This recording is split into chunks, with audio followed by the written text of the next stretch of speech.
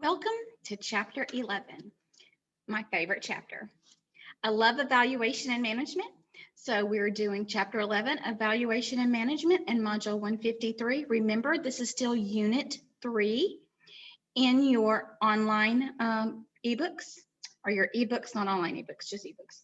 But I want to point out that we're going to be doing a lot in the CPT section, and your E&M is in red. And this is going to be the start of our official coding. We're going to have quite a few days in this particular chapter. So every day is going to be reading little bits and pieces and then applying the bits and pieces. I'm going to actually just start you out with a small lecture. This is only one lecture of many in E&M, but I find this so fun. I just want to point out that if you guys will follow the tips that I give you, you're not going to have trouble doing the E&M section or coding it. Okay, so let me share my screen.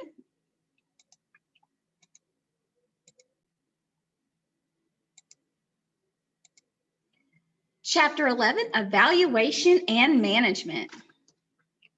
There are 3 factors of E&M code assignment. There's the place of service, which you will see sometimes listed as POS, type of service, which you will see listed sometimes as TOS, and the patient status. Let's talk about what each of those things mean. So here are some examples of what place of service would be. It would be your doctor's office, it could be your hospital, it can be the emergency department, or it could be a nursing home. So those are some examples of places of service. Let's talk about some examples of types of services, or TOS.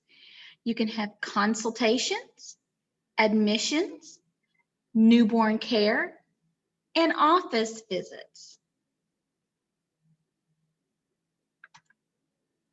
Now we're going to talk about what patient status is. It could be a new patient, an established patient, an outpatient, or an inpatient. It is vital for you guys to know what the meanings of each of these words are. It's in your book, and you're also going to have a worksheet and some fun activities to do to make sure that you always remember this. It is vital. You must know the definition of each of these statuses.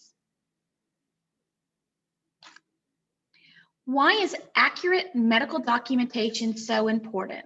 Let's listen and see.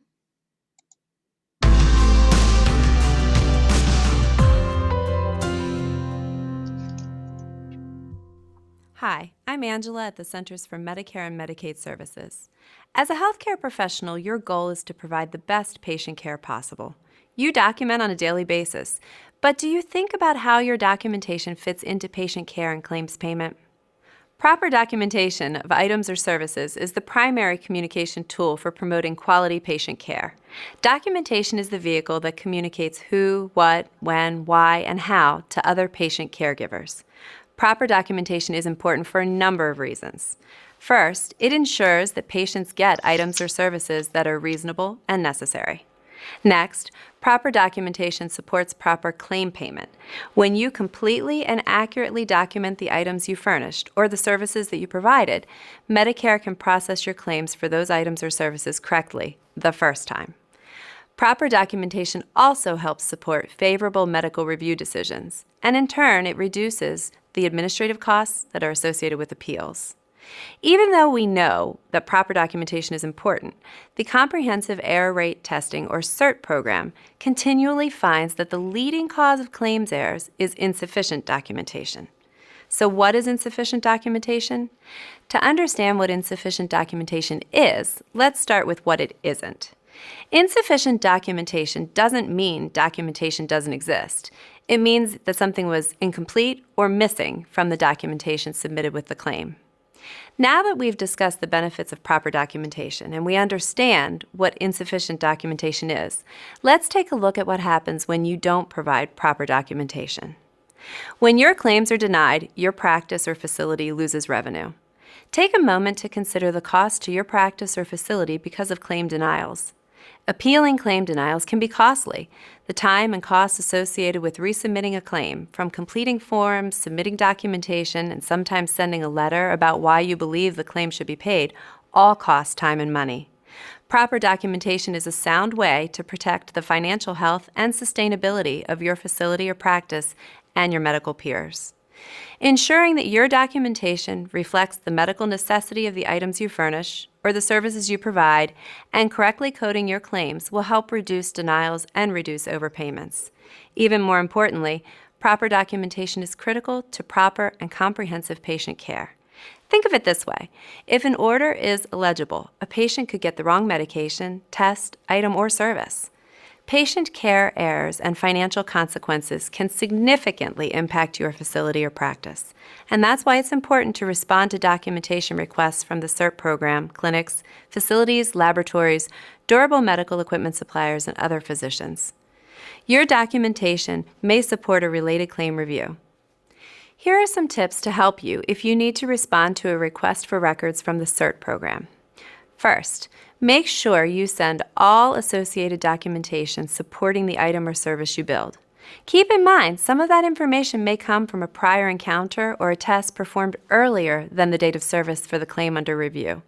If you're not sure if you should include the document, it's a good idea to include it anyway. It might be the key document or information that supports the item you furnished or the service you provided. Next, make sure you send the documentation by the deadline in the request. And then the last step is to review your documentation. A good way to double check is to make sure that it answers the questions who, what, when, why, and how. Even the most comprehensive documentation must not only verify that each item or service billed was performed, but it also must verify the medical necessity for each and every item or service billed. Your Medicare Administrative Contractor, or your MAC, can help you understand the documentation requirements, such as the signature requirements. To get more information, you can visit your MAC's website. To review more information on Medicare's documentation requirements, you can review the Medicare Learning Network, or MLN, fact sheet that's called